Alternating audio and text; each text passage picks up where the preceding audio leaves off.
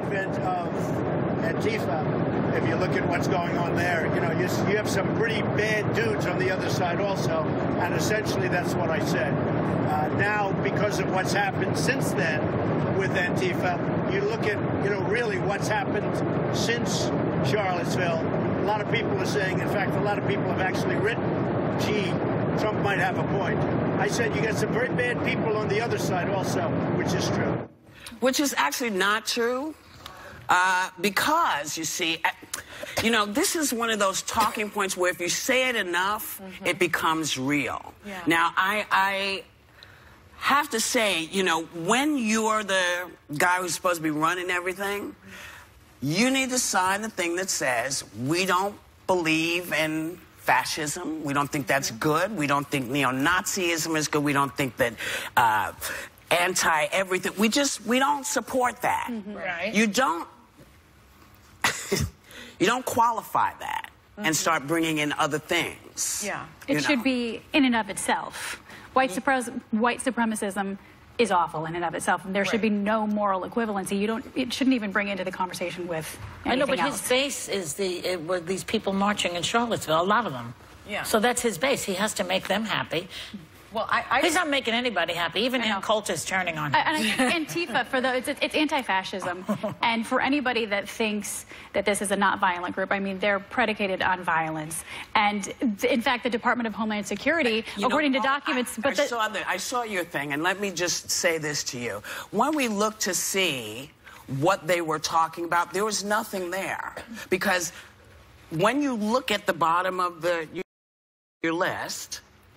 The year that they're talking about is when Obama was in. So we went to see what they had been protesting, what fascist stuff Antifa had been protesting. And there isn't anyone. There's nothing there. We can't find anything. So this, to me, Antifa is one of those things that, I don't want to say the right, but somebody came up with as a catchphrase so that you could say, you know, oh, there is violence on the other side. But I don't remember violent demonstrations before the gentleman who's in now got in. Well, that's the thing. That's the issue. I just want to say, because I didn't get to finish the point about the anti-fascism. I cut you off. No, it's all right, though. I get it, and that's totally fine. But according to confidential government documents, they were labeled a, quote, domestic terrorist group. Antifa was.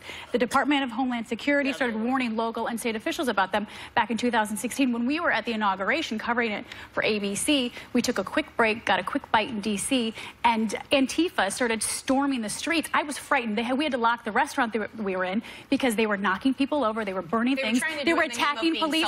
Yeah, but they weren't, and they were throwing things out the window, breaking the windows. When did you first hear that phrase? I actually just started hearing about Antifa a couple of months ago, even though they've been dubbed. I think that's a domestic terror. I had never heard of it.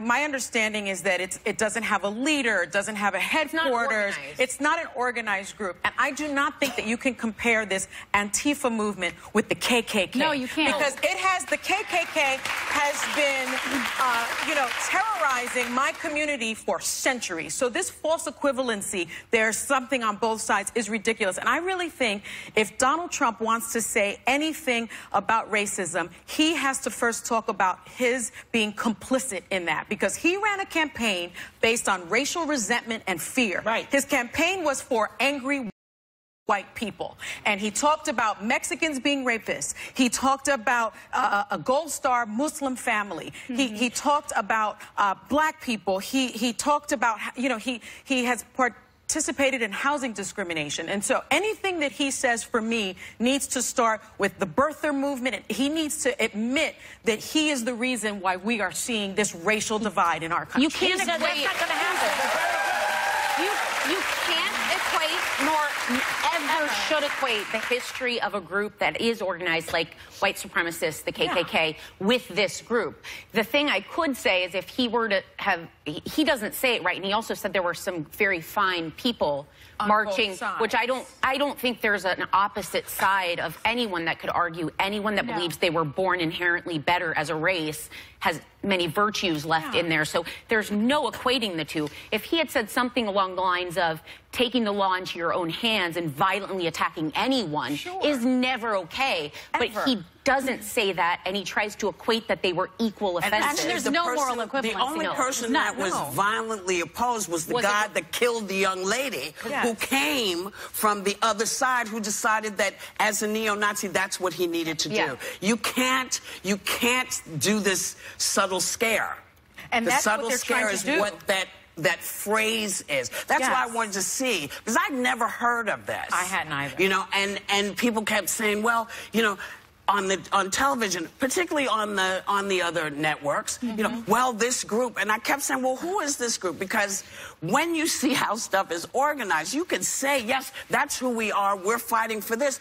But oftentimes, I've found that sometimes the side that is fetching the loudest has sort of orchestrated this so they can bitch about it. So I'm not sure who was storming through the streets. I'm not sure who was storming through the streets. Well, and go ahead, baby. The other thing is, my fear is that this term Antifa, they're trying to use it to scare people so that they don't stand up against hate. When is it wrong to stand up against hate? It is never, ever wrong. Well, and that's what they're using violence. Well, you can't. No one supports violence and radicalism in your struggle against hate, but you've got to stand up against it. Isn't their basic tactic to be equally violent, because they're fighting violence with violence? Yeah, but who? Well, they're fighting the neo-Nazis. I feel like these are people that are looking to cause trouble, that put a mask on and are just saying they're part of a cause without any philosophy, without any background. But this guy named Scott Crow, who was a former Antifa organizer, said that hate speech is not free speech, which I don't agree with. I don't think when you answer in violence, it's kind of like when you hear so much of why the civil rights movement was successful, was Martin Luther King was saying, don't give them a reason to say we did anything wrong. Right. So violence plays into the hand, I think, which is why, but I don't think it's organized.